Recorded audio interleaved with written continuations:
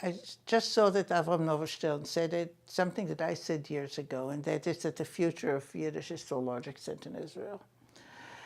I said it back then because there was a production at the Habima of a Goldfaden play. I think it was The Witch, if I'm not mistaken. And I said to someone, you know, where else would you have a theater that puts all its resources and the best actors into a production, true in Hebrew, but of a Yiddish play?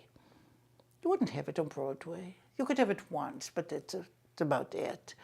So I think the old fear of Yiddish, there was a fear of Yiddish, is gone. I think there are enough people who are interested in these roots, and these are the roots of at least half the population of Israel. And the willingness to invest in these things is there. Not really here. I cannot see a kind of state-sponsored program in Yiddish.